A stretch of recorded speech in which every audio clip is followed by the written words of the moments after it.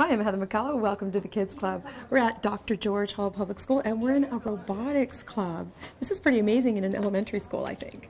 Yes, it is. It's great that some teachers are taking this on.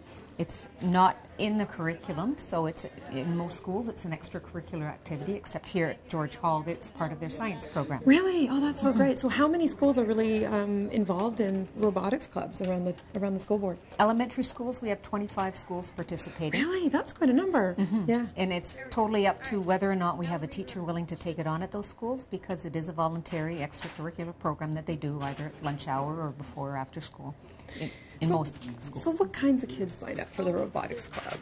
Well, we get all kinds, and we get a lot of students that aren't comfortable with the athletics, but they love computers and they love building with Lego. And so they do very well at robotics. So it's kind of a great combination of both.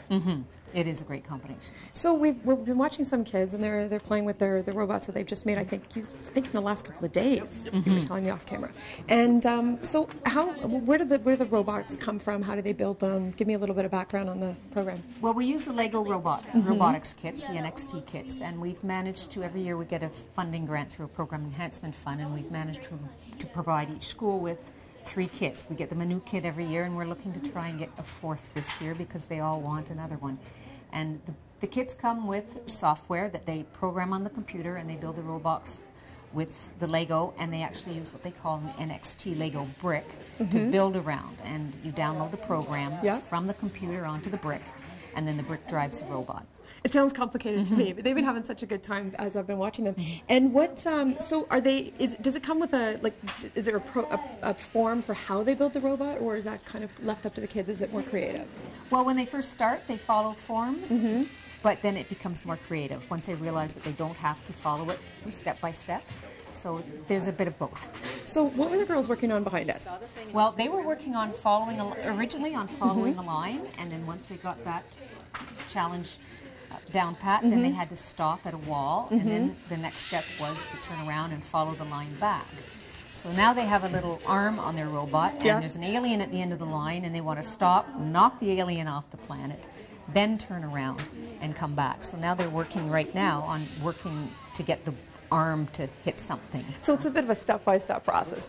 So what is, you mentioned the RoboFair. What is the next step for them? If they want to, they do this here in the classroom, but if they want to move on to the next level, what's involved? Well, moving on to the next level isn't really part of the program. It is moving towards a RoboFair. And we'll present them with challenges at the RoboFair based on a theme. For example, last year our theme was mining, and they had to design a robot to follow a path, rescue a miner, pick them up, turn around and follow the path back.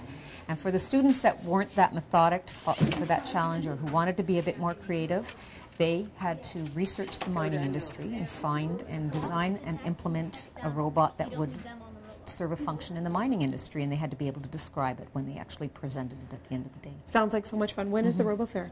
The RoboFair this year will be May 13th.